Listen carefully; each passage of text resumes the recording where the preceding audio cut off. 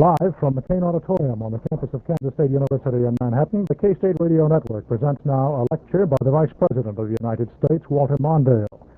Vice President Mondale is delivering a Landon Lecture, the 47th address in the Landon Lecture series, and the first to be staged in the afternoon. The subject of the Vice President's lecture today will be the SALT II Treaty. The Vice President arrived on campus about 6 minutes ago by helicopter. He came in from Topeka earlier, having landed at Forbes Air Force Base around 12:40 this afternoon.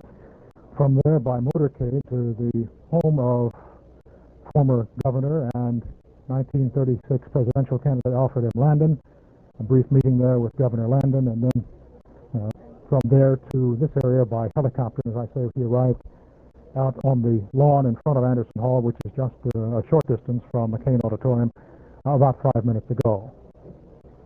We mentioned that this is the first Landon Lecture ever held in the afternoon. Normally the starting time for Landon Lectures is 10:30 in the morning. To accommodate the Vice President's schedule, this one being held at 2:30 this afternoon. It's also the first to be held in the summer, the first ever Landon Lecture to be held in the summer. So we have a couple of firsts for this particular Landon Lecture.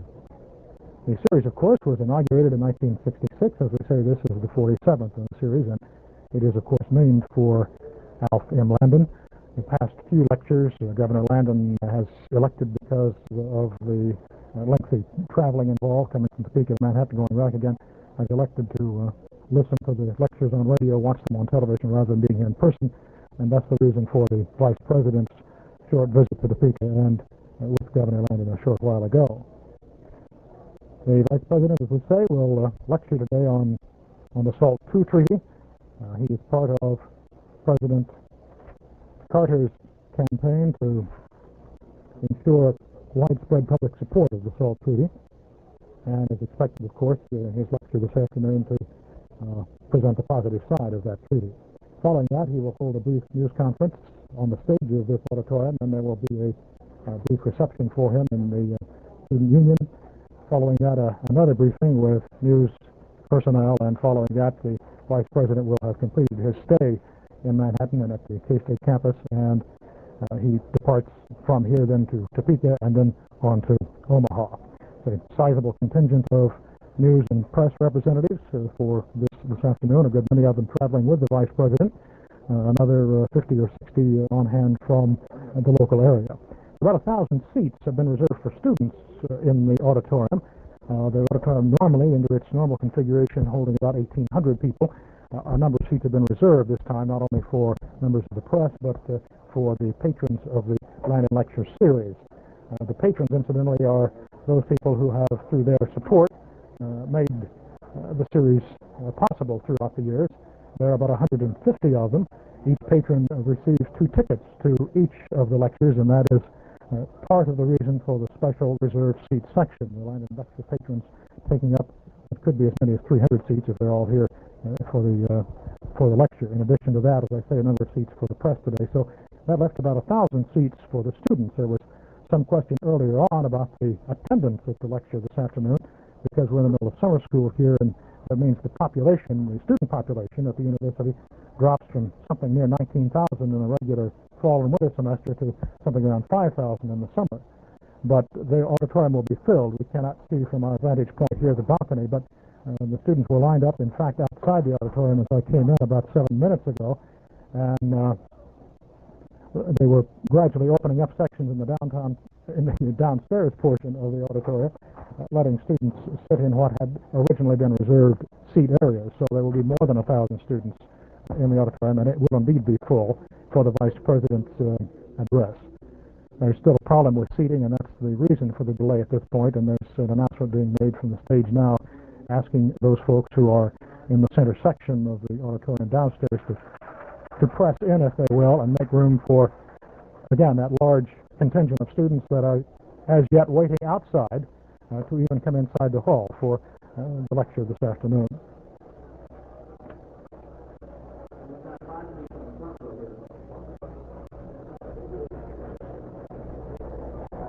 We mentioned that this is the 47th speaker in the Landon Lecture series. This also marks, let's see, we've had one president, one sitting president, that was Richard Nixon. We've also had a former president, Gerald Ford, and Vice Presidents Hubert Humphrey and Nelson Rockefeller. So this makes the third Vice President, sitting Vice President, to appear in the Landon Lecture series since its beginning. Only one person at the Nome has ever appeared two times in the series. That was Senator Mike Mansfield. He appeared originally in 1969 and then again in 1977 as a Landon Lecturer. There are a number of radio stations on our network this afternoon carrying this broadcast live, as well as a number of television stations who are taping the lecture for presentation later in the afternoon. The Vice President, as you know, is a native of Minnesota. He served some 12 years in the U.S. Senate before his election as Vice President in November of 1976. He was appointed to the Senate in 1964 to fill a vacancy created when former Minnesota Senator Hubert Humphrey was elected to the Vice Presidency.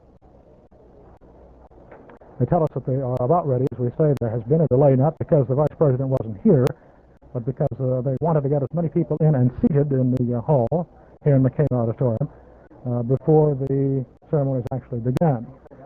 There has been considerable security activity around the Vice President's arrival, as you might imagine, probably more than any other lecture we've had since the lecture by President Nixon.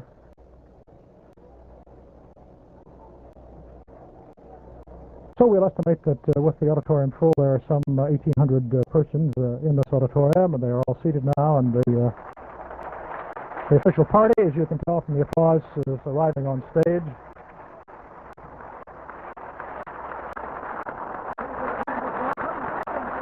And this auditorium crowd is standing and applauding as the Vice President arrives on stage with Governor Carlin, Governor of the state of Kansas.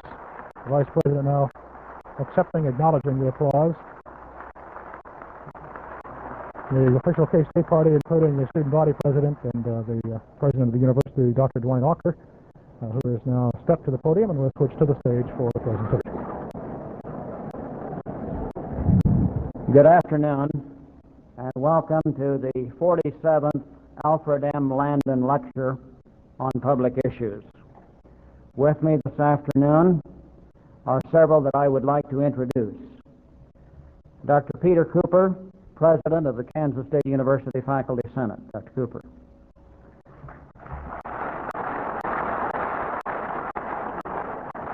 Mr. J. Robert Wilson, who is Chairman of the Landon Patrons. Mr. Wilson.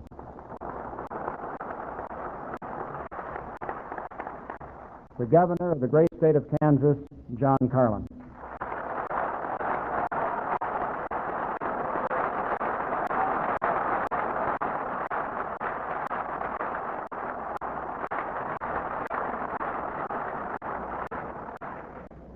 Mr. Terry Glasscock, Mayor of the City of Manhattan.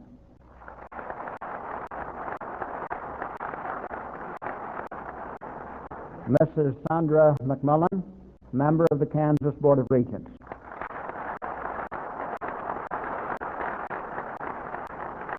And Dr. Barry Flinchbaugh, who is Chairman of the Landon Lecture Series. Dr. Flinchbaugh.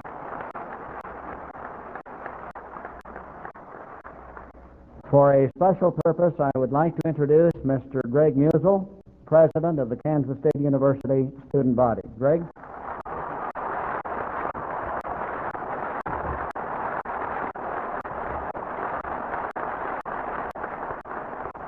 Thank you very much. Mr. Vice President, it is indeed a privilege to have you and host you at Kansas State University. I can't think of a better place to begin the effort to renew America's confidence in its spirit. Because of your leadership, the strength and energy of the American people, and the American tradition of progress epitomized by the land-grant institution, I am certain that the solutions to our problems are within reach. At this time, our gift to you is a book outlining the history of K-State. It is our hope that the story of SALT, of energy, and the economy parallel the success which is contained in this book. On behalf of the students of Kansas State University, I offer you the quest for identity and our best wishes for the future. Thanks again. Hope you enjoy it. I'll read it. Good night. Glad to have you here.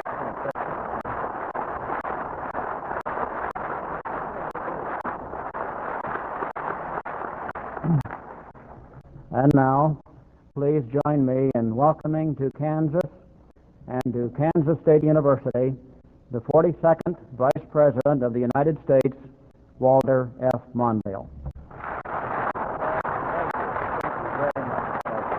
Thank you. Thank you. Thank you very much. Thank you. Thank you very much. Thank you very much.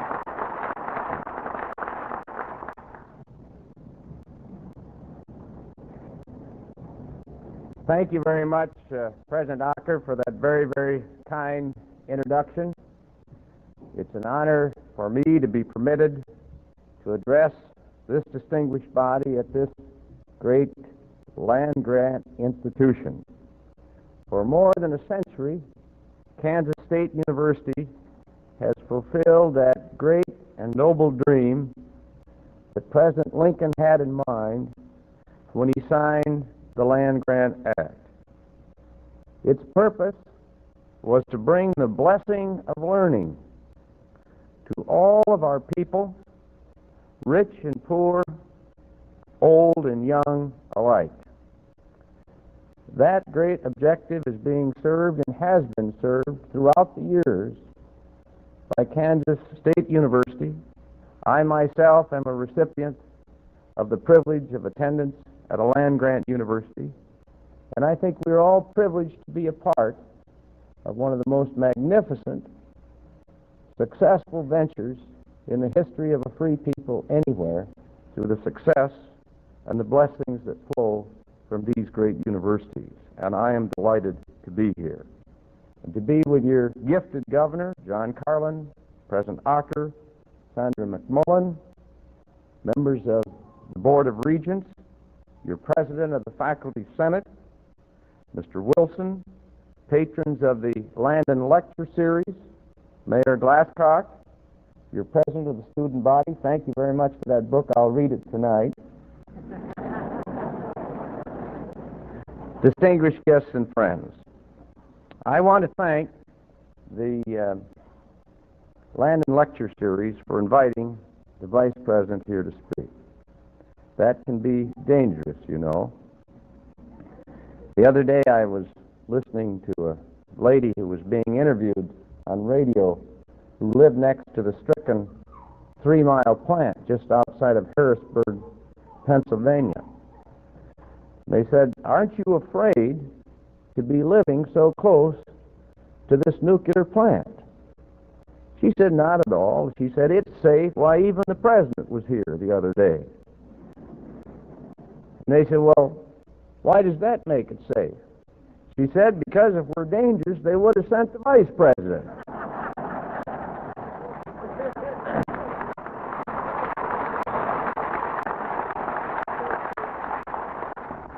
And here I am.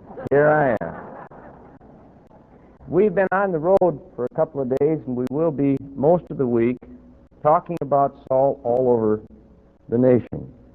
And as we go along, I've been pressing my staff to come up with some new jokes. I said, "I'm getting tired of these jokes you've been giving me. Moreover, they're not funny." We're making great progress, and I would like you to read their latest contribution to the future of our country and our enjoyment.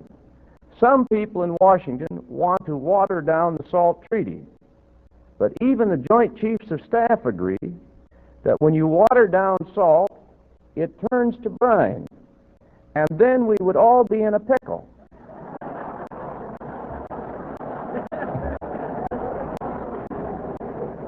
You cannot imagine how hard it is to serve in my office these days.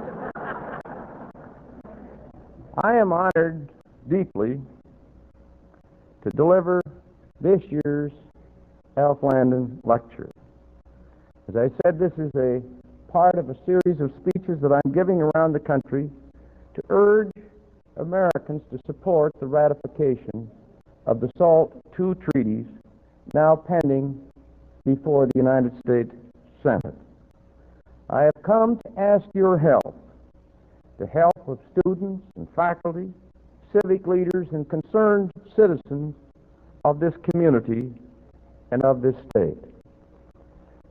The President's speeches on Sunday and Monday remind us of other challenges that face our nation, none more compelling than the energy crisis. It is many things, but among others, the energy crisis is nothing less than a challenge to this nation's independence and to this nation's security. Our dependence on foreign oil threatens more than unemployment and more than inflation. Those perils are real, but the even more profound challenge is that if our dependence on oil continues to grow, one day this beloved country of ours could become hostage and dependent and subject to the blackmail of foreign countries who hold essential supplies of oil for this nation. Americans reject that prospect absolutely. American policy, domestic and foreign, should never be determined by anybody except Americans and no one else. And we must solve this energy crisis.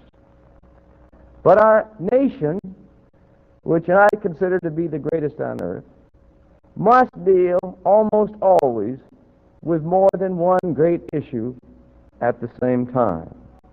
In fact, we have no alternative.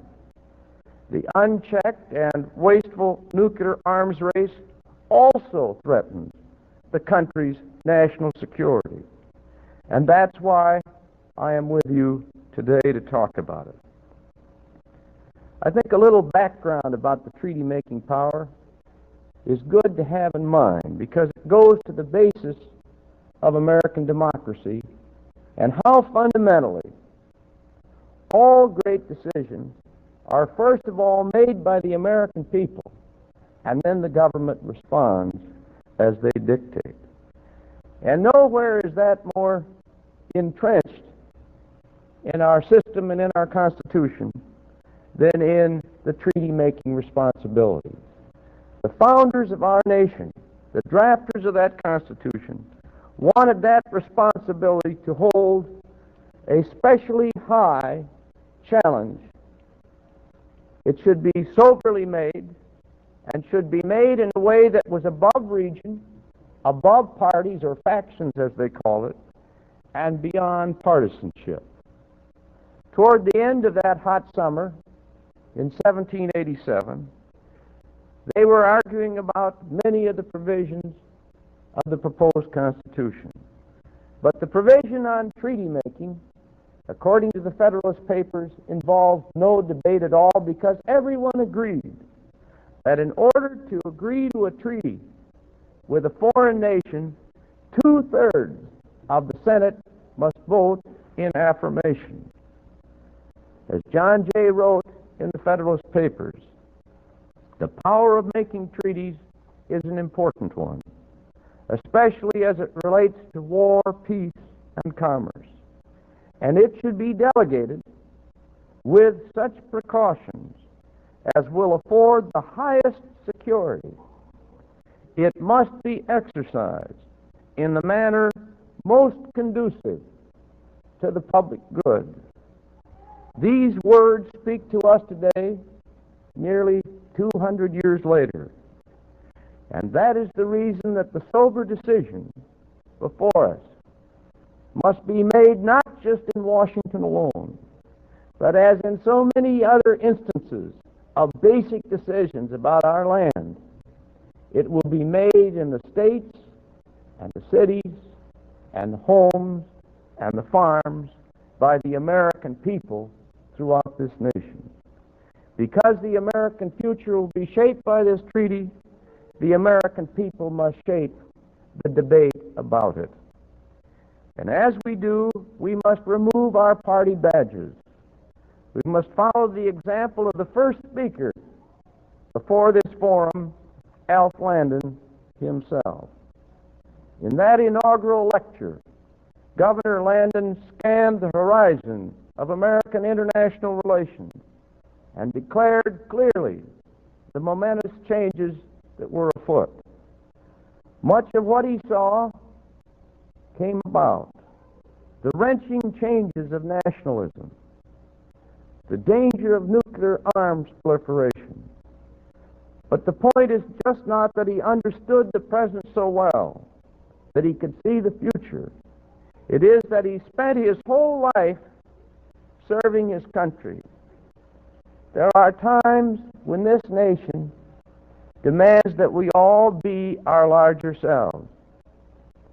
There are times when issue faces us that are so important that we can't allow differences that might otherwise divide us to do so. There are times when we will either solve our problems together as Americans, or we won't solve them at all. And there are problems in which failure only delivers losers. There are no winners if we fail to solve the energy crisis in America. And there are no winners in America or in the world if we fail to control nuclear armaments. We all lose when we fail on issues of that character. Governor Landon had been out of office for only 1 year when in Lima, Peru, he helped Franklin Roosevelt rally the republics of the Americas in the cause of security. He had been out of office for 30 years when he delivered his lecture in this series. And even today, he lends his support, as he did to me in his advice this morning, to an honorable and a bipartisan foreign policy. He has given his advice, his wisdom, and his years of insights to all of our presidents, Republicans and Democrats alike. Alf Landon is such a good and a wise man, he makes you feel good for your country.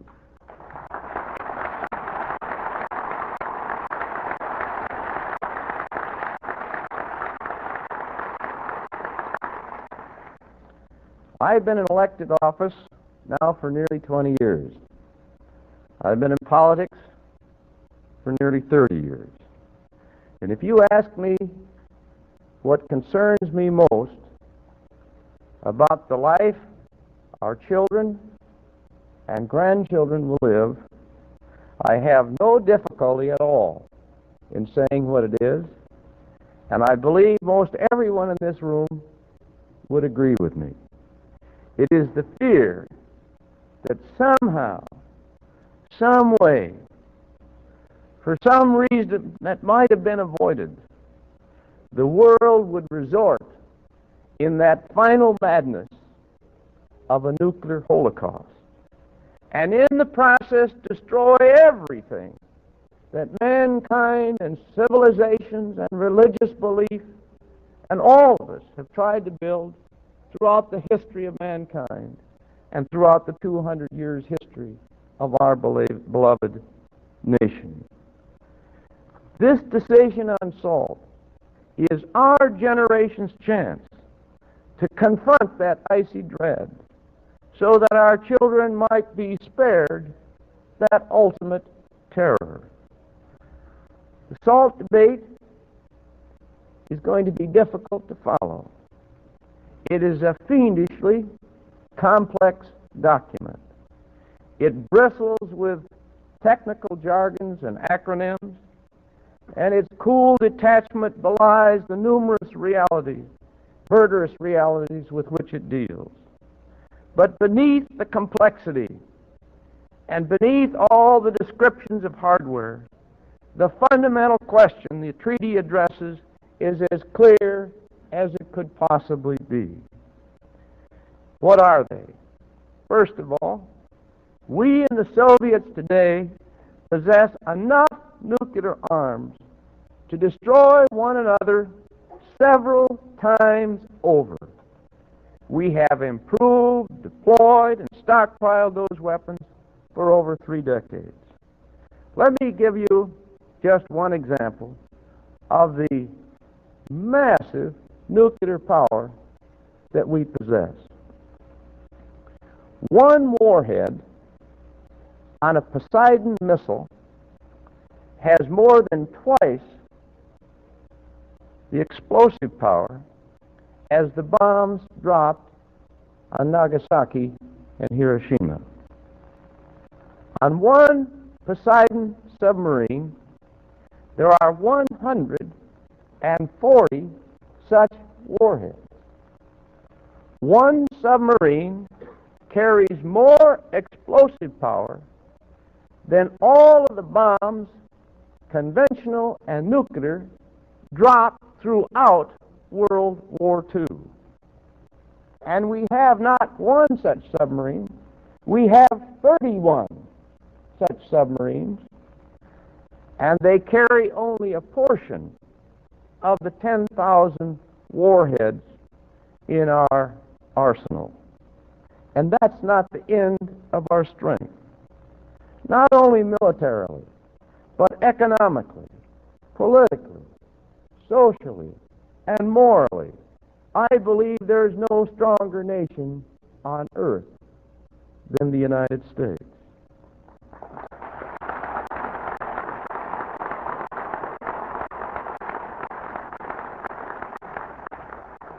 In nuclear power alone, today we and the Soviets are in a position of what's called rough strategic equivalence. That means that neither side can hope to win a nuclear war, and therefore there is no point in starting one. It means that neither side can add the threat of strategic superiority to the chemistry of global confrontation. It means that if we're forced to go eyeball to eyeball with the Soviets in some grim crisis, neither of us can gain any advantage by brandishing the threat of the use of nuclear muscle. But to remain on that nice edge balance, we are driven to build when they build, and they are forced to do the same in a spiral of ever-increasing risk and cost. In a strange way, the more we build, the more we spend, the less secure we are. Each side, seeking temporary advantage, sees it evaporated, and both less capable of taking care of other needs, and both less secure. Sheer reason and common sense and a decent respect for humanity demand that we put a stall to this race, stall this race, before it bankrupts and destroys us all.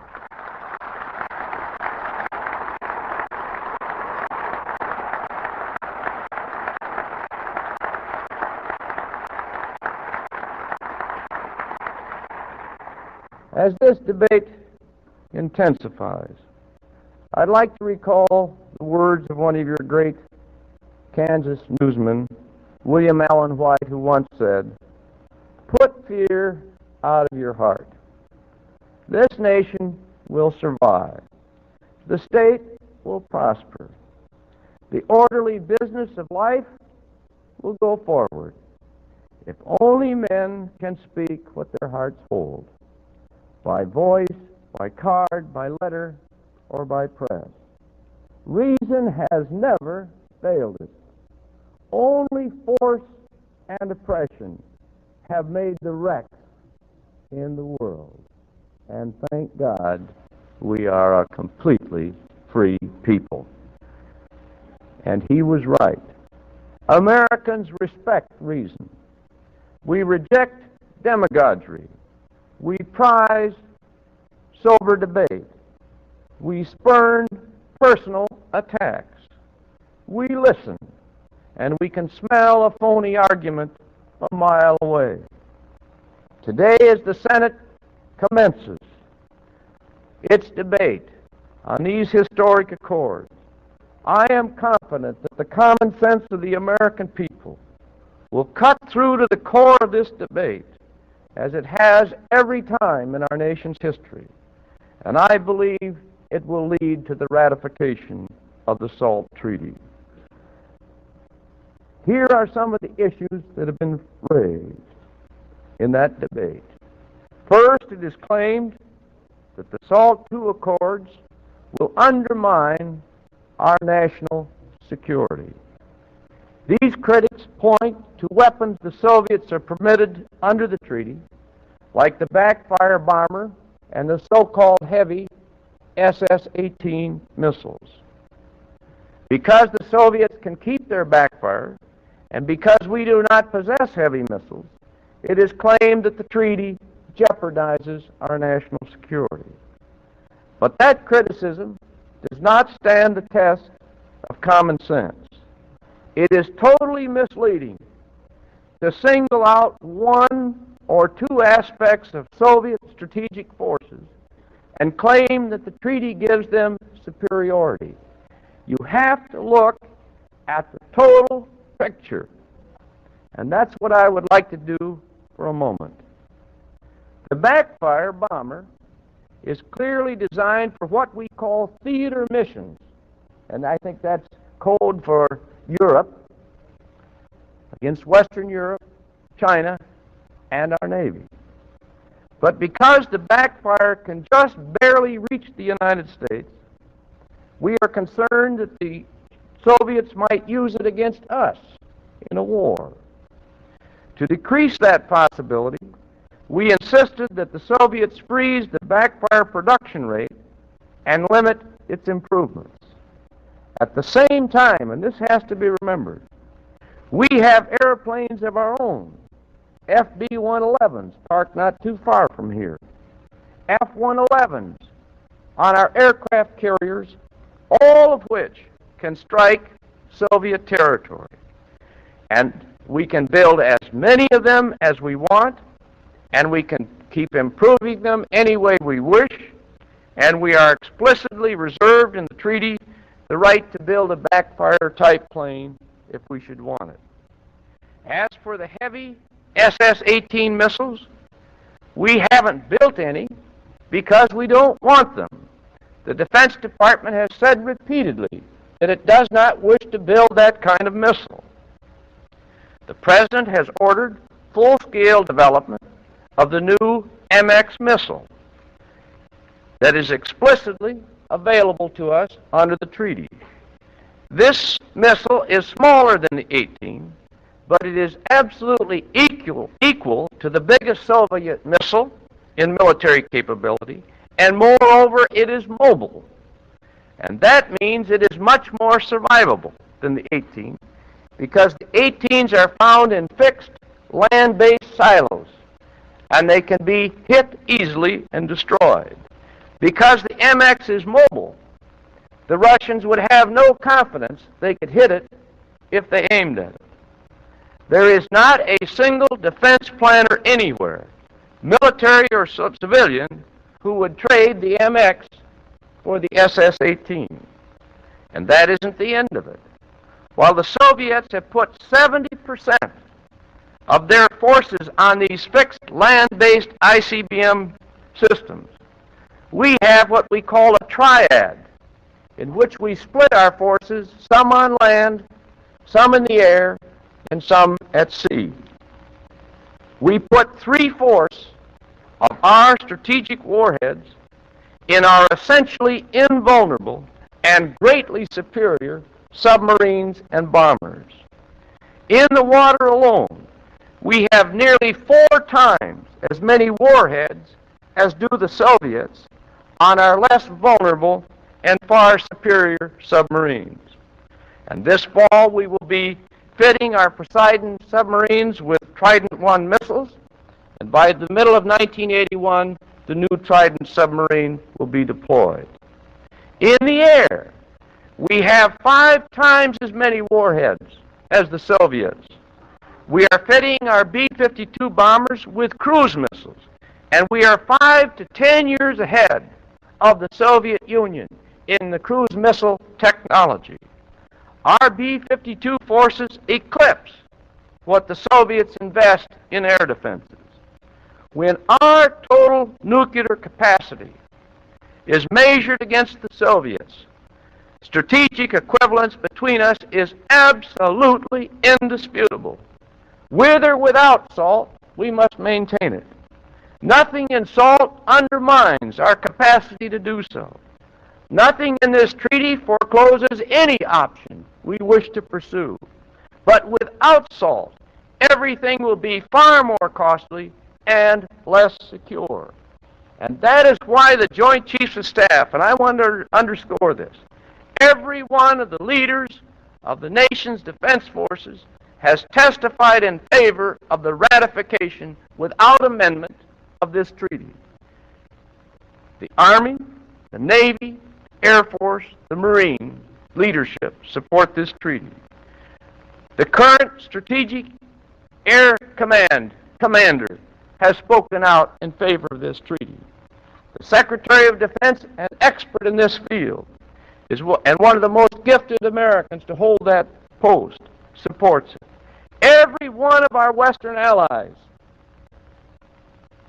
Germany, France, England, Italy, other allies in NATO, the Scandinavian countries where I've just visited, unanimously support the ratification of the SALT Treaty because it serves our security interests.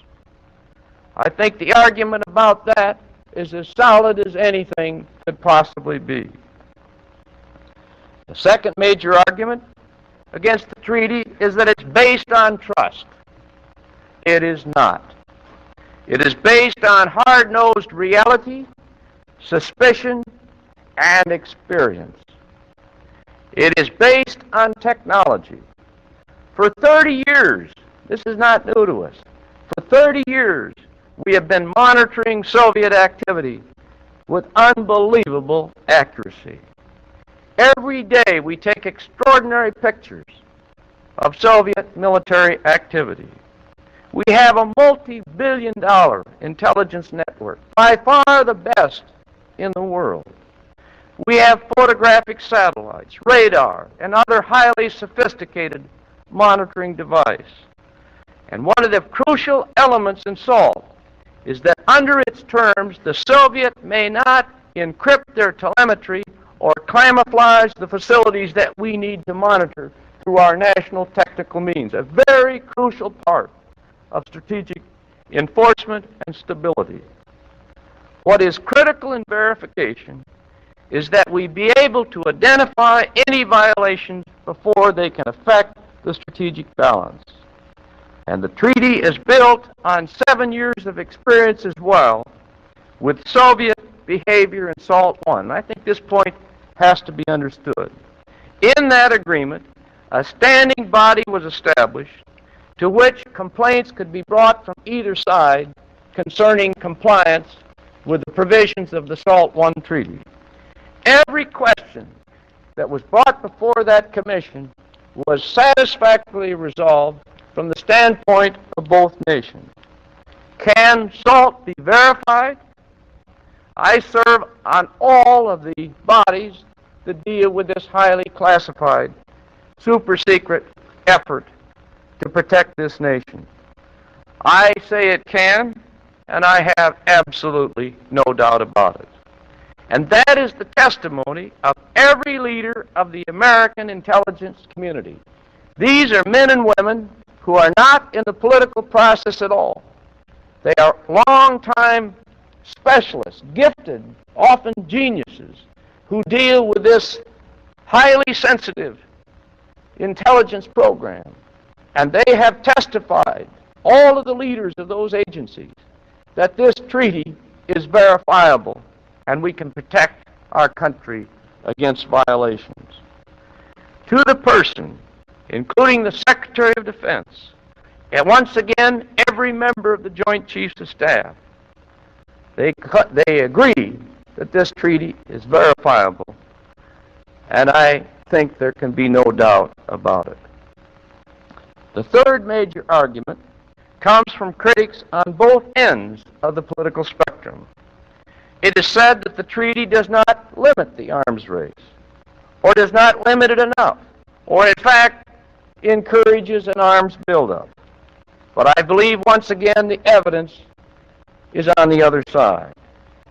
Today, the Russians have 2,500 strategic missile launchers and bombers.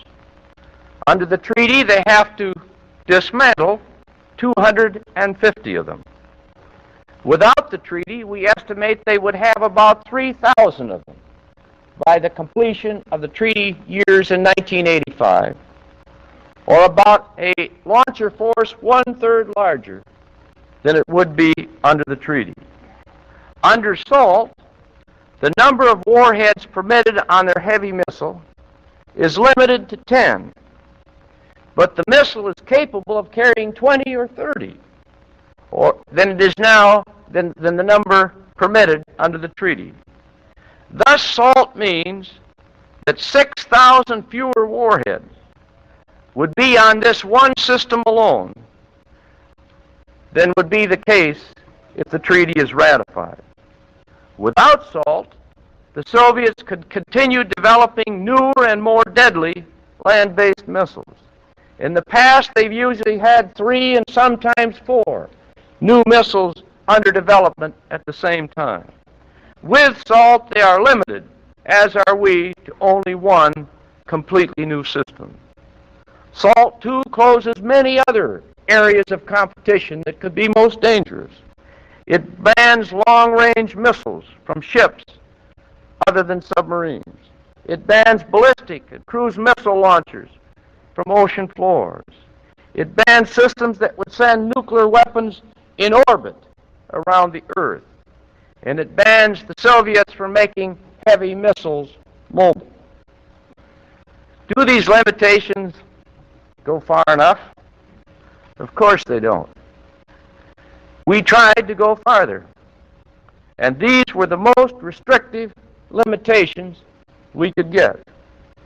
Do these totals and subtotals cut deeply enough into the world's nuclear arsenal? Of course not. The point is that arms control is a continuing process. Ever since nuclear power has been unleashed, and there's a few of you in this room as old as I who can remember the day when it was first unleashed. Since that day, we have worked to contain it. Every president of both political parties since World War II has pressed for arms control. No single step is enough. But no SALT II, failure to ratify this treaty, could well mean no further steps at all. All of the last 3 administrations sought much deeper cuts from the Russians in SALT II, and we will press for them again in the negotiations that will follow, known as SALT III. But we must build on what's been done. To ratify this treaty is to continue the progress. To reject it is to turn our back on the work of a generation and to render the ideals expressed for SALT III nullified. I have heard from some that the SALT Treaty somehow appeases the Russians, that it's a gift to the Soviet Union. It is not. This is an agreement that your leaders are doing for the American people and for this nation. In diplomacy, as in business, a good agreement for us is not a bad one merely because it is also good for the other side. We drove a hard bargain in this treaty. It took us 7 years to grind down the terms and to negotiate the treaty now before the Senate.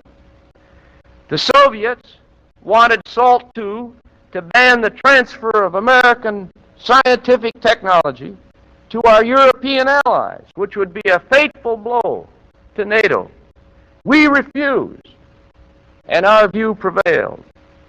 The Soviets wanted to carry into this treaty the numerical advantages from SALT I. Under SALT I, they were permitted 40% more launchers than we were.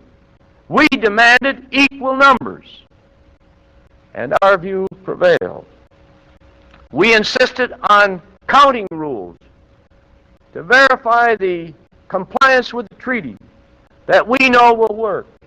And we said, whenever you test a missile with more than one warhead on it, we will count that missile when deployed as a MIRV missile, whether you've got one or more missiles on it or not. They said, oh no. And we held our ground, and our view prevailed. Behind every provision of this treaty, in fact, every word, are years of painstaking negotiations. We didn't get everything we wanted, nor did the Soviets.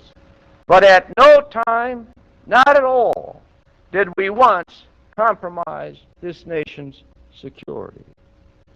It is futile to compare this treaty to one we might have produced had we been negotiating only with ourselves. We must compare it with the sober reality of this treaty, or what happens if there's no treaty at all. With SALT II, we take another important step down the road to arms control. Without SALT II, everything is worse. The SALT process will collapse. The insane cycle of action and reaction I described earlier and that you've seen over the years will resume. Money, precious money, billions of dollars, talent and commitment will be mobilized to construct an even more costly stalemate, an even more dangerous draw. Without SALT II, we estimate that we would easily have to spend an additional $30 billion just to keep the same security that we would have if SALT II were ratified. It would buy us nothing in new security. Without SALT II, the rules of verification would dissolve, and that would be a crucial loss for your nation.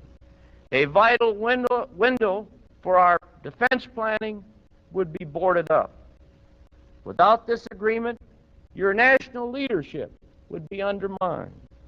It would be immeasurably more difficult to convince other nations to join or observe the Nuclear Non-Proliferation Treaty.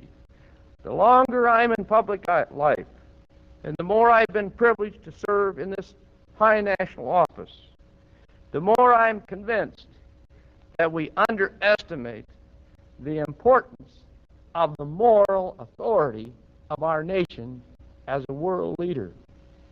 There are many things you can do through power, but fundamentally in this world, you lead if the example you provide is worthy of followership. And what is so blessed about this nation is that our values and our system of justice and freedom, our laws against discrimination, our traditional sense of humanity, such as PL 480, Food for Peace, which this state has provided all these years and fed millions of people, is the envy of the earth. And it's got to remain that way. And if we're going to lead in the field of restraining and reducing the possibilities of a nuclear holocaust, we have to have the moral authority to persuade other countries to follow our example.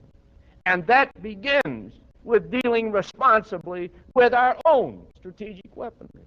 Because it goes this way. We tell a nation, and there are many that would like or thinking about having their own nuclear weapons, and God forbid the day that some nut gets a hold of one of those bombs. And I think we all know enough about human nature that that could happen. And what we need to do is to keep the availability of such weapons as restricted as possible. And we go to these nations and we say, please don't deploy nuclear weapons. Don't use technology that produces weapons-grade material. And they point to us and they say, look, Buster, you've got all these nuclear weapons, and you're producing all this power. What right do you have to tell us not to do the same in our own country? And the argument we use is this. That is true. We've had to do it. But the United States has been up front leading the ongoing, decades-long effort to restrain and reduce the deployment of strategic weaponry. And this nation would be the happiest nation on earth if every nuclear bomb were eliminated once and for all. But defeat this treaty, and you will rob us of the most powerful argument we've got in this deadly task of reducing, restraining the number of countries that themselves develop nuclear weaponry. Without SALT II, the road to further arms control would be barricaded. Not only in strategic weapons, but there's much more that's going on where we need to make progress. We need a comprehensive test ban. We need to ban anti-satellite weapons in space, very important to the security of our nation. And we need to control conventional weapons. This world, I think this year, will spend something like $350 billion on arms sales. With a world with people starving, with all the tragedy we see around the world, to be spending $350 billion on the stuff of war can't make sense. And we need agreements to reduce and slow down that waste of human resources.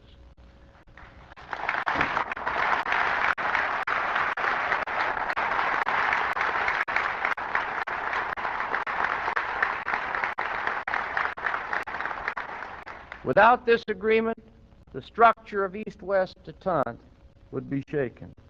The NATO leadership, which supports this treaty, would be severely strained. Our capacity for international leadership called into question. These are risks we can't afford.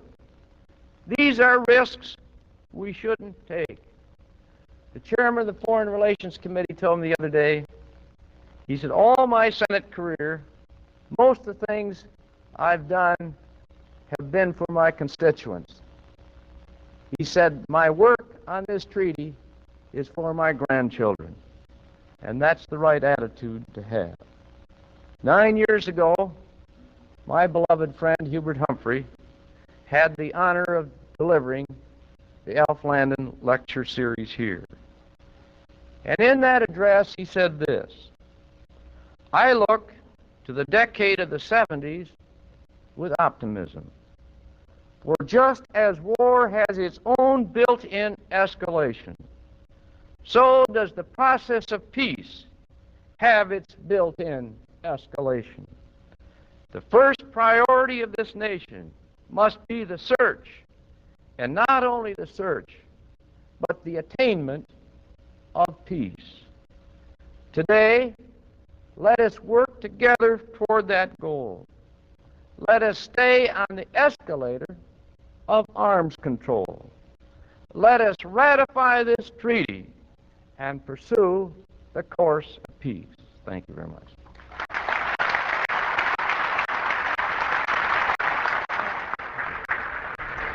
You've been listening to an address by the Vice President of the United States, Walter Mondale, delivering a Landon Lecture on public issues here at Kansas State University. This part of a current swing across the country the Vice President is making, urging public support for Senate ratification of the SALT II Treaty. This auditorium full of people, some 1,800 now, standing and giving the Vice President a standing ovation following his Landon Lecture. This broadcast originated live from McCain Auditorium on the campus of Kansas State University. The technical supervision was by Jack Burke and Ron Jones. This is Ralph Titus speaking, and this is the K-State Radio Network.